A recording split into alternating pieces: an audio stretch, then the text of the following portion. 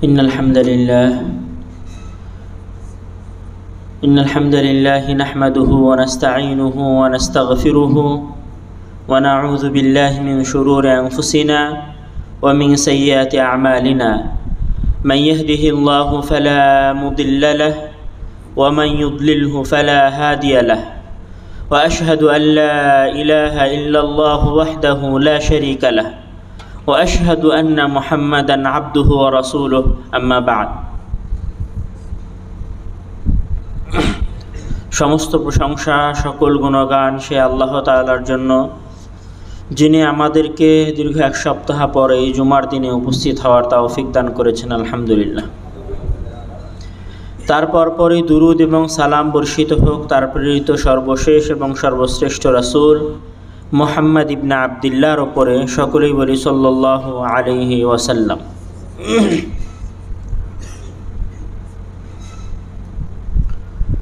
সম্মানিত উপস্থিতি,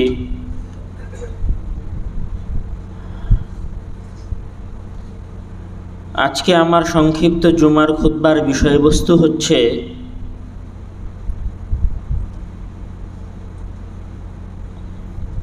অল্পে খুশি হওয়া বা যা নিজের আছে তাতে সন্তুষ্ট হওয়া। মানুষের মাঝে ভালো এবং খারাপ দুই ধরনেরই গুণাগুণ থাকে। কিছু খারাপ গুণ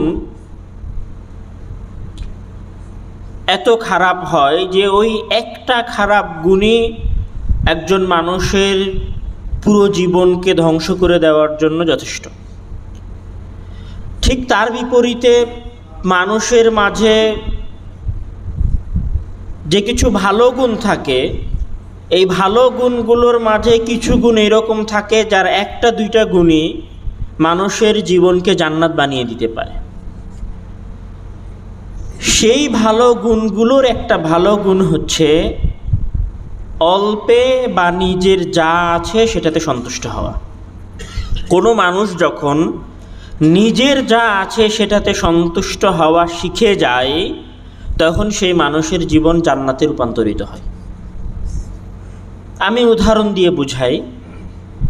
আমি যদি বলি যে বর্তমান বাংলাদেশের যত প্রবাসী, মানে বাংলাদেশের যত মানুষ দেশের বাইরে আছে, যাদেরকে আমরা প্রবাসী বলি, আমি যদি বলি যে প্রবাসীদের কমন দুইটা সমস্যার কথা বলেন, দুইটা সমস্যা খুঁজে বের করেন, তাহলে প্রবাসীদের দুইটা কমন সমস্যা বের হবে। সবার ম্যাক্সিমামের ক্ষেত্রে অন্তত 90 থেকে 80%। কি সমস্যা বের হবে? এক, যে স্ত্রী ওয়াফাদার নয় তথা পরকীয়তে জড়িত। দ্বিতীয় সমস্যা যদি খুঁজে বের করা হয় প্রবাসীদের, তাহলে দ্বিতীয় সমস্যা বের হবে যে প্রবাসীর ইনকামে অথবা প্রবাসীর সিদ্ধান্তে তার স্ত্রী, তার পরিবার পরিজন, অথবা তার বাবা মা, অথবা তার ভাই বোন, অথবা তার আত্মীয় স্বজনেরা সন্তুষ্ট নয়। আপনি খুঁজে দেখেন যে ম্যাক্সিমাম প্রবাসীর জীবনের সমস্যা কারণ হচ্ছে তার স্ত্রী তার ইনকামে সন্তুষ্ট নয়, অথবা সে সৌদি থেকে যাওয়ার সময় যে বাজার করে নিয়ে গিয়েছিল সেই বাজারে তার স্ত্রী সন্তুষ্ট নয়, অথবা যে জিনিসগুলো স্ত্রী নিয়ে যেতে বলেছিল সেই জিনিসগুলো সে সঠিকভাবে নিয়ে যেতে পারেনি, যতটুকু নিয়ে গেছে ততটুকুতে স্ত্রী সন্তুষ্ট হয়নি, যতটুকু নিয়ে গেছিল ততটুকুতে বাবা মা সন্তুষ্ট হয়নি, ততটুকুতে ভাই ব্রাদার সন্তুষ্ট হয় নাই, ততটুকুতে মামা খালা ফুফুরা সন্তুষ্ট হয়নি। ম্যাক্সিমাম প্রবাসীর জীবন আপনি খুঁজে দেখেন যে তাদের সমস্যা হচ্ছে পরিবার তার ইনকামে সন্তুষ্ট নয়। সন্তুষ্ট হওয়াটা কত গুরুত্বপূর্ণ একটা জিনিস যে মহান আল্লাহ তাআলা রাসূল সাল্লাল্লাহু আলাইহি ওয়াসাল্লামের উপরে ওহী নাজিল করতেছেন। ওহী নাজিল করার কিছুদিন পরে ওহীটা বন্ধ হয়ে গেছে। তো ওহী বন্ধ হয়ে যাওয়ার কারণে রাসূল সাল্লাল্লাহু আলাইহি ওয়াসাল্লাম বিচলিত হয়ে গেছেন। তাহলে কি আমি আর নবী থাকছি না? আল্লাহ তাআলা কি আমাকে বঞ্চিত করে দিলেন, নাকি আসলে আমি কোনো ভুল করলাম, নাকি আর কোনো সমস্যা? টেনশন। যে কথা মহান আল্লাহ তাআলা সূরা দুহার মধ্যে বলেছেন। তো মহান আল্লাহ তাআলা যখন রাসূল সাল্লাল্লাহু আলাইহি ওয়াসাল্লামের এই টেনশন দেখছেন, তখন টেনশন দেখার পরে এবার মহান আল্লাহ তাআলা নতুন আর একটা সূরা অবতীর্ণ করতেছেন। সেই সূরার মধ্যে মহান আল্লাহ তাআলা রাসূল সাল্লাল্লাহু আলাইহি ওয়াসাল্লামকে বলছেন যে আপনি কেন টেনশন করছেন, আমি তো আপনাকে বিশেষ বিশেষ কিছু নিয়ামত দিয়েছি, কিছু অনুগ্রহ দিয়েছি। সেই অনুগ্রহ কি কি বলছে, আলাম ইয়াজিদকা ইয়াতীমান ফাআওয়া, আমি কি আপনাকে ইয়াতীম অবস্থায় পাই নাই? আপনার বাবাও ছিল না, আপনার মাও ছিল না। ফাআওয়া, অতঃপর আমি আপনাকে আশ্রয় দিয়েছি। তাহলে এইটা আমার সবচেয়ে বড় নিয়ামতগুলোর একটা নিয়ামত। আমি যদি আপনাকে এত বড় নিয়ামত দিয়ে থাকি, তাহলে কি আমি আপনার উপর ওহী বন্ধ করব? ওয়াওয়াজাদাকা দাল্লান ফাহাদা, হে মুহাম্মদ, আমি কি আপনাকে পথভ্রষ্ট অবস্থায় পাই নাই? মানে আপনি যে সমাজের মাঝে ছিলেন, সেই সমাজের মানুষেরা তো মূর্তির পূজা করত।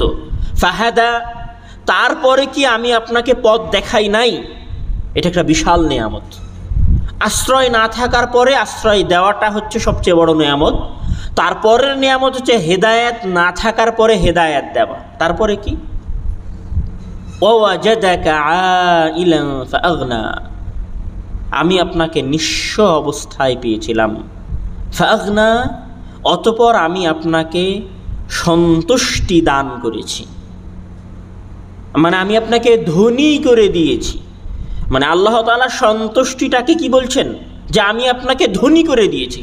তাহলে নবীর ওপরে আল্লাহ তাআলার সবচেয়ে বড় নিয়ামতগুলোর একটা নিয়ামত কি, যে একজন নবীকে এমন বানিয়ে দেওয়া যে একজন নবীর আশেপাশে যা আছে সেটাতে উনি কি থাকবেন, সন্তুষ্ট থাকবেন। তাহলে একজন নবীর সবচেয়ে বড় বৈশিষ্ট্যগুলোর একটা বৈশিষ্ট্য কি, যে তাকে কি করে দেওয়া, নিয়ামতের প্রতি সন্তুষ্টশীল করে দেওয়া। যা আছে সেটাতে রাজি, যা আছে সেটাতে খুশি। তাহলে এটা নবীদের বৈশিষ্ট্য। আল্লাহ তাআলা তাকে কেমন সন্তুষ্ট করে দিয়েছিলেন, কেমন ধনী করে দিয়েছিলেন, যে যেই দিন তার ঘরে খাবার ছিল না সেই দিনেও উনি সন্তুষ্ট ছিলেন, সেই দিনে উনি নিজেকে ধনী মনে করতেন। আরেকটু বলি যে ফাআগনা শব্দটার শাব্দিক অর্থ হচ্ছে ধনী করে দেওয়া। ফাআগনা শব্দটার শাব্দিক অর্থ কি, মালদার বানিয়ে দেওয়া, অর্থ সম্পদশালী বানিয়ে দেওয়া।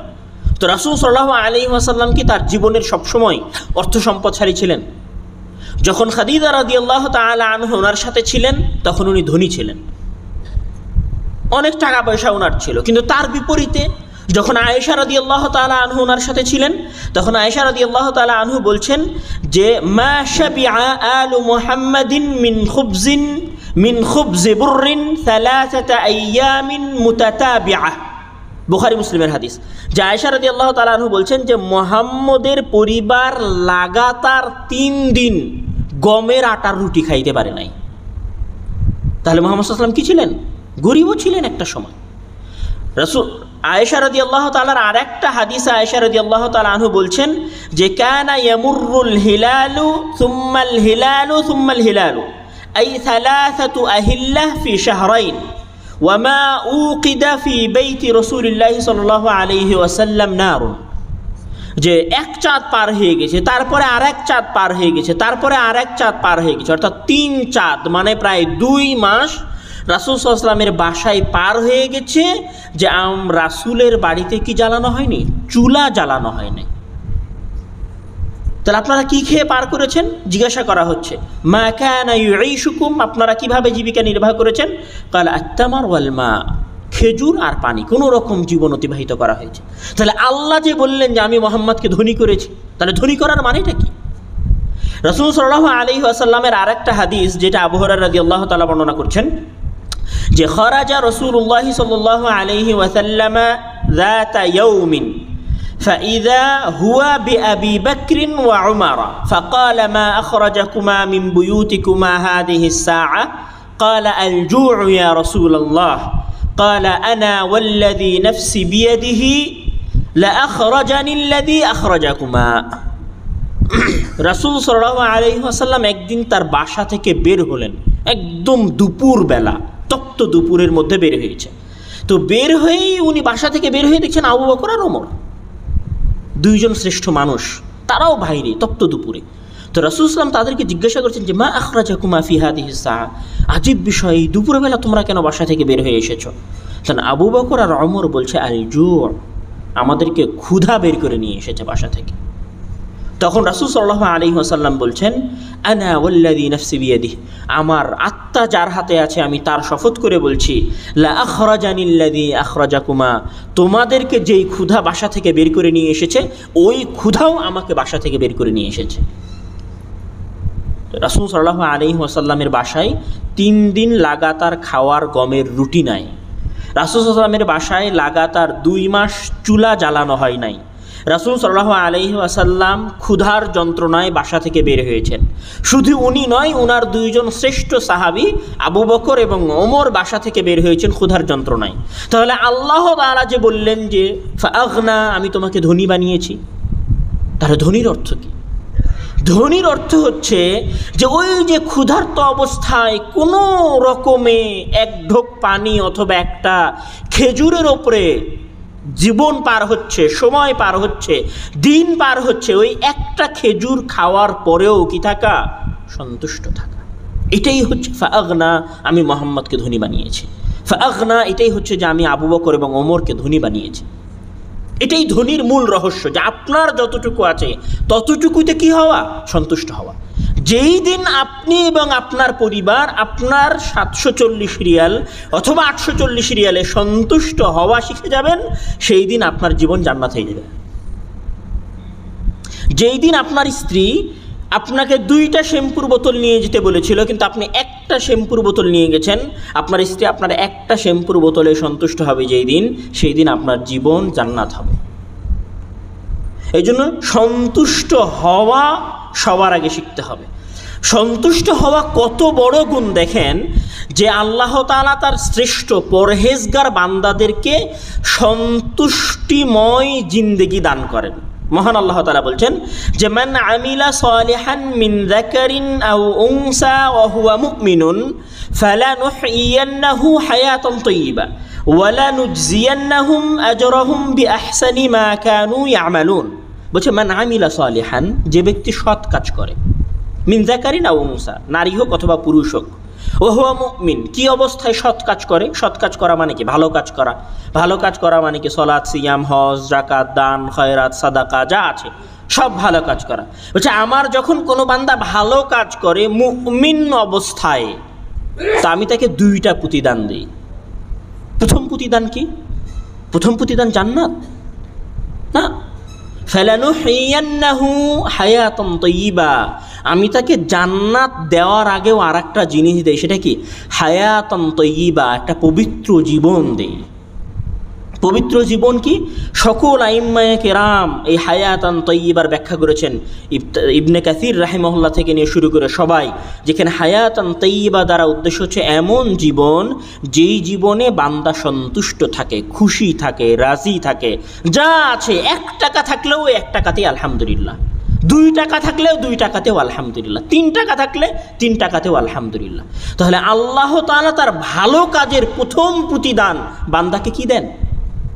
হায়াতান তাইয়্যিবা, একটা সুন্দর জিন্দেগি, যেই জিন্দেগিতে স্ত্রীর সাথে শ্যাম্পু নিয়ে, মোবাইল নিয়ে ঝগড়া নাই, যেই জিন্দেগিতে আপনি তার কেন ছোট ভাইকে একটা মোবাইল কিনে দেন না এইটা নিয়ে ঝামেলা নাই, যেই জিন্দেগিতে ভাইয়ের সাথে সমস্যা নাই যে আপনি কেন ভাইয়ের ছেলেকে 5000 টাকার জায়গায় মাত্র ঈদের বকশিশ 500 টাকা দিয়েছেন, সেই জিন্দেগি মহান আল্লাহ তাআলা তার বান্দাকে দান করে।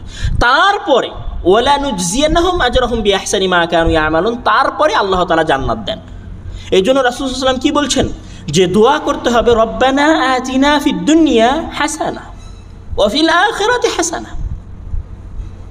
দোয়ার মধ্যে মহান আল্লাহ তাআলা বলছেন যে রব্বানা আতিনা ফিদ দুনিয়া হাসানাতাও ওয়া ফিল আখিরাতি হাসানা, হে আল্লাহ তুমি আমাকে দুনিয়াতে একটা কল্যাণকর জিন্দেগি দান করো এবং আখিরাতেও একটা কল্যাণকর জিন্দেগি দান করো। তো দুনিয়ার কল্যাণকর জিন্দেগিটা কি? দুনিয়ার কল্যাণকর জিন্দেগিটা হচ্ছে যা আছে সেটাতেই সন্তুষ্ট থাকা। মানুষ যদি কোটি টাকারও মালিক হয় আর ওই যদি কোটি টাকায় সন্তুষ্ট না থাকে তাহলে তার জিন্দেগিটা জাহান্নাম। আপনি দেখেন না এরকম ধনী ব্যক্তিকে, গল্প শোনেন না, যে এরকম ধনী ব্যক্তির গল্প, যে স্ত্রীকে, মানে আসলে আপনারা তো অত ওইভাবে বুঝবেন না, যে স্ত্রীকে কেন মার্সিডিজ গাড়ি কিনে দেয় না, এই জন্য স্ত্রীর সাথে ব্রেকআপ হয়ে গেছে, স্ত্রী চলে গেছে ঘর ছেড়ে দিয়ে। স্ত্রীকে কেন দুবাইয়ে ঘুরতে নিয়ে যায়নি, এই জন্য স্ত্রীর সাথে কি হয়ে গেছে, পরিবার ভেঙে গেছে। এরকম গল্প শোনেন নাই? তো টাকা থাকার পরেও কি নাই, সন্তুষ্ট নাই। আপনারা দেখেন না যে আমাদের দেশের ধনী ব্যক্তিরা যাদের কাছে হাজার হাজার কোটি টাকা আছে, যেমন ধরেন এস আলম গ্রুপ, এর কাছে তো কোটি কোটি টাকা আছে। তারপরে ধরেন ওই যে আমরা যাকে দরবেশ বলি, আমি ওনার নাম ভুলে গেছি, ওনারও কোটি কোটি টাকা আছে। হাজার হাজার কোটি থাকার পরেও ওনারা বাংলাদেশের গরিব মানুষদের টাকা মেরে খাচ্ছে। কেন? সন্তুষ্ট নয় নিজের যা আছে তাতে। যদি সমাজের মানুষের মাঝে সন্তুষ্টি না থাকে তাহলে সমাজ ধ্বংস হয়ে যাবে, সেটা যত কোটিপতি হোক আর যত ধনী হোক। তাহলে আপনাকেও সবার আগে আপনার পরিবারকে সুখী করার জন্য কি করতে হবে, সন্তুষ্টি অর্জন করতে হবে। রাসূল সাল্লাল্লাহু আলাইহি ওয়াসাল্লাম আর একটা হাদিসে বলছেন যে কদ আফলাহা মান আসলামা ওয়া রুজিকা কাফাফা ওয়া কান্নাআহু আল্লাহু বিমা আতাহ। কদ আফলাহা, ওই ব্যক্তি সফল হলো। কোন ব্যক্তি সফল হলো? আসলামা, যে ইসলাম ধর্ম গ্রহণ করেছে, মানে 5 ওয়াক্ত সালাত আদায় করেছে, সিয়াম পালন করেছে, হজ আদায় করেছে, দান সাদকা করেছে, ওই ব্যক্তি সফল হলো। আর কোন ব্যক্তি সফল হয়েছে? রুজিকা কাফাফা, যাকে যথেষ্ট রিজিক দেওয়া হয়েছে, যতটুকু তার জন্য দরকার ছিল ততটুকু রিজিক দেওয়া হয়েছে। ওয়া কান্নাআহু আল্লাহু বিমা আতাহ, আবার যতটুকু রিজিক আল্লাহ তাআলা দিয়েছেন ওই অতটুকু রিজিকে আল্লাহ তাআলা তাকে কি দিয়েছেন? সন্তুষ্টি দিয়েছেন। কাদ আফলাহা, কোনো ব্যক্তি যদি সন্তুষ্ট হওয়া শিখে যায়, রাসূল সাল্লাল্লাহু আলাইহি ওয়াসাল্লাম বলছেন কাদ আফলাহ, সে সফল হয়ে গেছে। রাসূল সাল্লাল্লাহু আলাইহি ওয়াসাল্লামের আরেকটা হাদিসে রাসূল সাল্লাল্লাহু আলাইহি ওয়াসাল্লাম বলছেন যে তুবা লিমান হুদিয়া লিল ইসলাম ওয়া কানা আইশুহু কাফাফা ওয়া কানা, ওই ব্যক্তির জীবন কতই না সুখময় যাকে আল্লাহ তাআলা হেদায়েত দিয়েছেন, আর হেদায়েতের সাথে সাথে আবার একটা সন্তুষ্টময় জিন্দেগি দিয়েছেন, যা আছে সেটাতে সন্তুষ্ট। আপনার যদি সন্তুষ্টি না থাকে এবং আপনার স্ত্রীর যদি আপনার ইনকামে সন্তুষ্টি না থাকে, আর আপনি যদি তার সামনে দুনিয়া নিয়ে এসে দেন, তাও আপনি আপনার স্ত্রীকে সন্তুষ্ট করতে পারবেন না। কেন? রাসূল সাল্লাল্লাহু আলাইহি ওয়াসাল্লাম বলছেন, হাদিস আনাস ইবনে মালিক রাদিয়াল্লাহু তাআলা আনহুর হাদিস, যেটা ইমাম বুখারী রাহিমাহুল্লাহ বর্ণনা করেছেন, যে লাউ আন্না লি ইবনি আদম ওয়াদিয়াম মিন যাহাবিন আহাব্বা আন ইয়াকুনা লাহু ওয়াদিয়ান ওয়া লা ইয়ামলাআ ফাহু ইল্লা তুরাব। রাসূল সাল্লাল্লাহু বলছে যে লাউ আন্না লি ইবনি আদম ওয়াদিয়ান, যদি একজন আদম সন্তানের উপত্যকা সমপরিমাণ স্বর্ণ থাকে। উপত্যকা বোঝেন? উপত্যকা বলা হয় দুই পাহাড়ের মাঝে যে বিশাল বিস্তীর্ণ সমতল ভূমি থাকে সেটাকে বলা হয় উপত্যকা। ধরেন বাংলাদেশের 10-15-20 বিঘা জমির সমান। তা রাসূল সাল্লাল্লাহু আলাইহি ওয়াসাল্লাম বলছে যে আদম সন্তানকে যদি 10-15 বিঘা জমি সোনা দিয়ে ভর্তি করে দেওয়া হয়, মানে 10-15 বিঘা জমি সোনা দিয়ে ভর্তি করে দেওয়া হয়েছে, আহাব্বা আইয়াকুনা লাহু ওয়াদিয়ান, তখন সে আল্লাহর কাছে আশা করে, লোভ করে যে আমার যদি আরও একটা জমিন এরকম স্বর্ণ দিয়ে ভরে যেত। মানে যদি 840 রিয়াল ইনকাম হয়, যদি সন্তুষ্টি না থাকে, তাহলে পরের দিন লোভ হবে যে কেমন করে এটারে ডবল করা যায়, কেমন করে এটারে 3 ডবল করা যায়। আর যখনই লোভ হবে তখনই হালাল হারাম আর বাজ বিচার হবে না।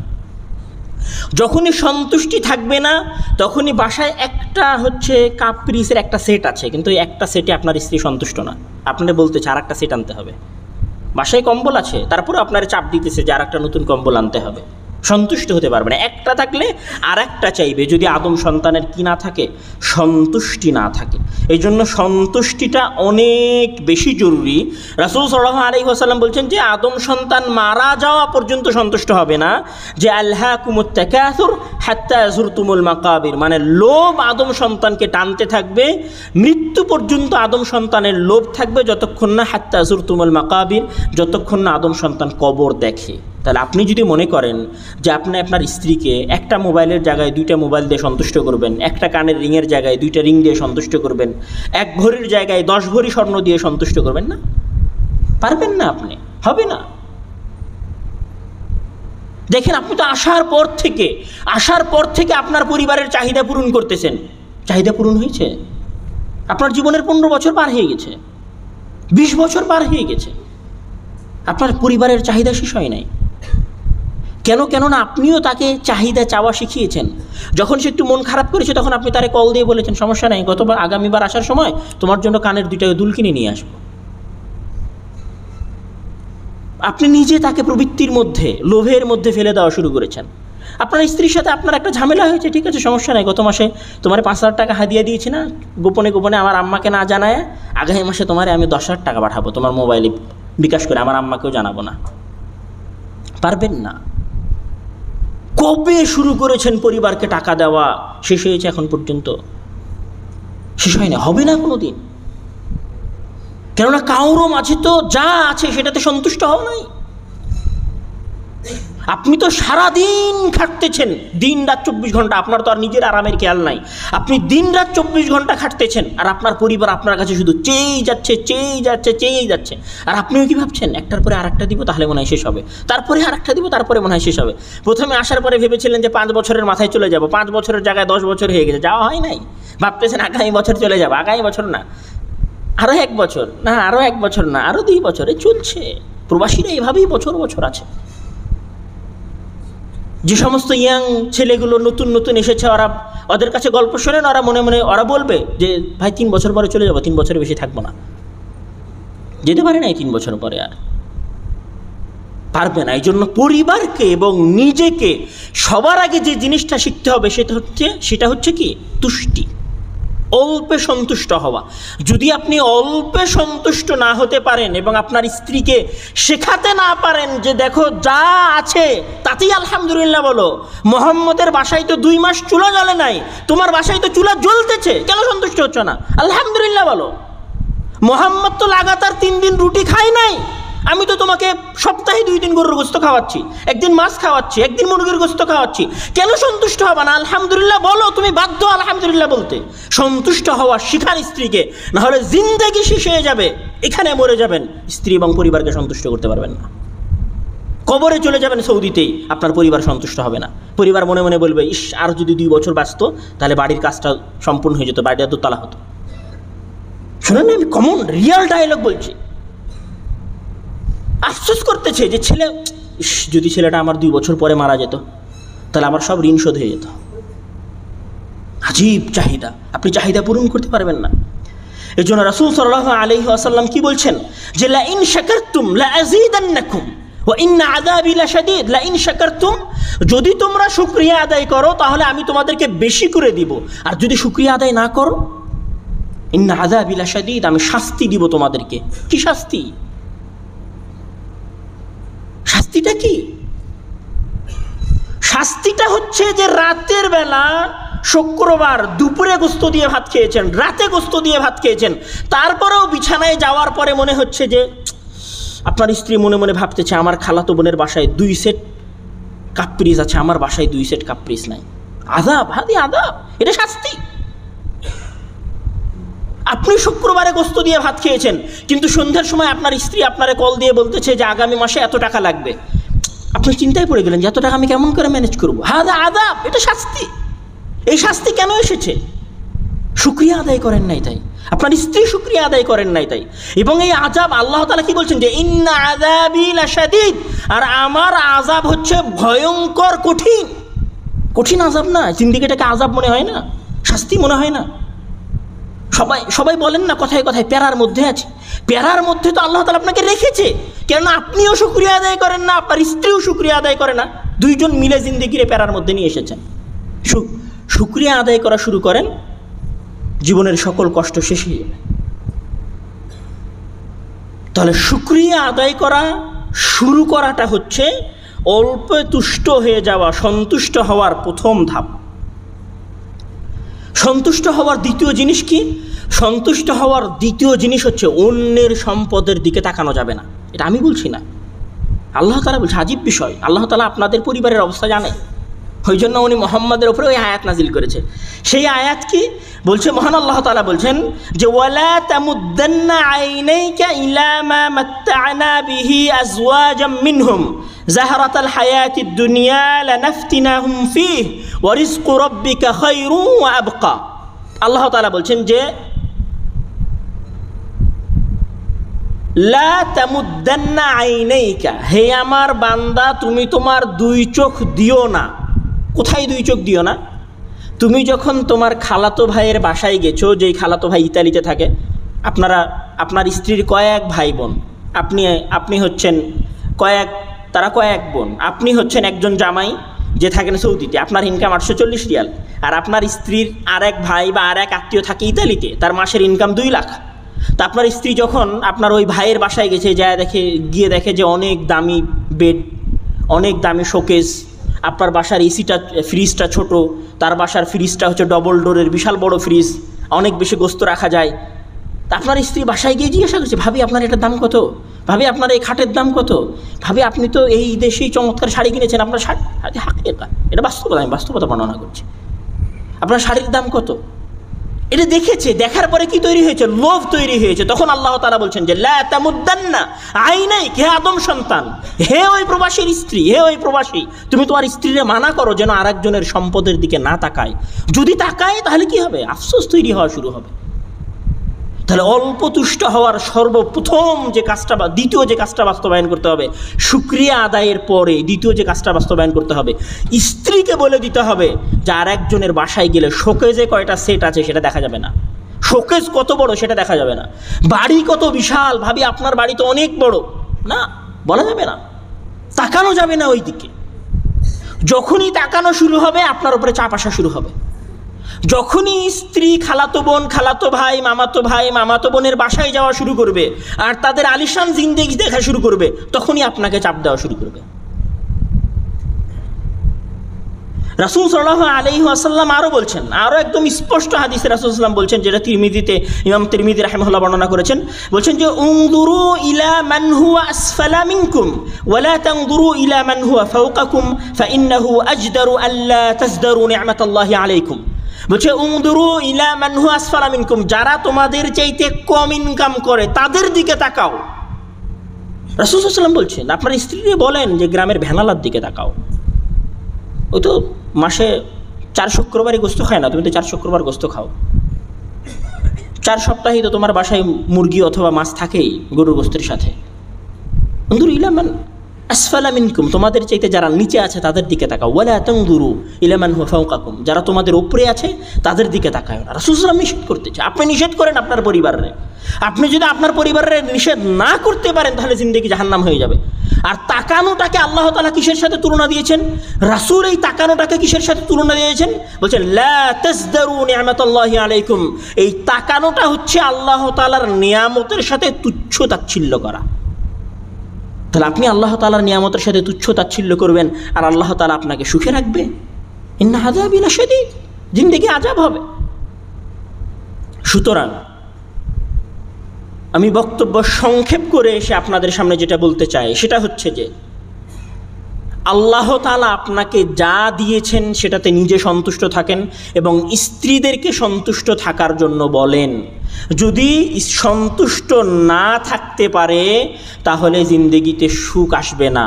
এখানে সন্তুষ্ট থাকবেন কি দিয়ে সেটা বলে আমি আমার আলোচনা শেষ করব। মহান আল্লাহ তাআলা বলছেন, আহুম ইয়াকসিমুনা রাহমাতা রাব্বিক নাহনু কাসামনা বাইনাহুম মাঈশাতাহুম ফিল হায়াতিদ দুনিয়া। সম্ভবত এটা সূরা তাহার আয়াত। মহান আল্লাহ তাআলা বলছেন যে আহুম ইয়াকসিমুনা রাহমাতা রাব্বিক, তারা কি আপনার প্রতিপালকের অনুগ্রহ রহমত নিজেরাই বন্টন করে নিতে চায়, মানে নিজেরাই ছিনিয়ে নিবে যে আমি আল্লাহ তাআলার অনুগ্রহের 10% নিব, আমি আল্লাহ তাআলার অনুগ্রহের 50% নিব, অর্থাৎ আজকে আমার 840 রিয়াল আছে, আগামীকাল আমি 1800 রিয়াল ইনকাম করব। তারা কি এরকম মনে করে? না, এটা এরকম মনে করলে তো তারা পারবে না। কেন পারবে না? নাহনু কাসামনা বাইনাহুম মাঈশাতাহুম, আমরা তো তাদের মাঝে রিজিক আজ থেকে 50,000 বছর আগে বন্টন করে ফেলেছি। তাহলে আপনার তো রিজিক বন্টন হয়ে গেছে। এখন ওই বন্টন হওয়া তাকদীরের প্রতি সন্তুষ্ট না থেকে যদি আপনি হাত পা মারা শুরু করেন, আপনার পরিবার হাত পা মারা শুরু করে, সবাই মিলে একটা অশান্তির জিন্দেগি পার করবেন। সবাই মিলে একটা অশান্তির জিন্দেগি পার করবেন। এই জন্য কী করেন? সবার আগে তাকদীরের উপরে ভরসা, তাকদীরের প্রতি সন্তুষ্ট হওয়া শেখান। দ্বিতীয়ত অনুগ্রহ করা শেখান, শুকরিয়া আদায় করা শেখান। তৃতীয়ত অন্যের সম্পদের দিকে, অন্যের বাড়ির জিনিসপাতির দিকে তাকাতে নিষেধ করেন। আল্লাহ তাআলা আমাদেরকে সন্তুষ্ট থাকার এবং যা দিয়েছেন সেটাতে রাজি খুশি থাকার তৌফিক দান করুক। আল্লাহুম্মা আমিন ওয়া আখিরু দাওয়ানা আলহামদুলিল্লাহি রাব্বিল আলামিন। إن الحمد لله وحده والصلاة والسلام على من لا نبي بعده أما بعد يا عباد الله إن الله وملائكته يصلون على النبي فصلوا عليه وسلموا تسليما اللهم صل على محمد وعلى آل محمد كما صليت على إبراهيم وعلى آل إبراهيم إنك حميد مجيد اللهم بارك على محمد وعلى آل محمد كما باركت على إبراهيم وعلى آل إبراهيم إنك حميد مجيد اللهم أعز الإسلام والمسلمين ودمر أعداء الدين اللهم اخذل الكفرة والفجرة واليهود والمشركين اللهم اغفر لنا ذنوبنا اللهم اغفر لحينا وميتنا اللهم اغفر لوالدينا ولوالدينا হে আল্লাহ তুমি আমাদের জীবনে আমাদের পরিবার পরিজনকে আমাদের ইনকামে সন্তুষ্ট হওয়ার তৌফিক দান করো। হে আল্লাহ আমাদের সকল প্রবাসী ভাইদের স্ত্রীদেরকে তাদের ইনকামের প্রতি সন্তুষ্ট করে দাও। আল্লাহুম্মা আমিন ওয়া আখিরু দাওয়ানা আলহামদুলিল্লাহি রাব্বিল আলামিন। আসসালামু আলাইকুম ওয়া রাহমাতুল্লাহি ওয়া বারাকাতুহু।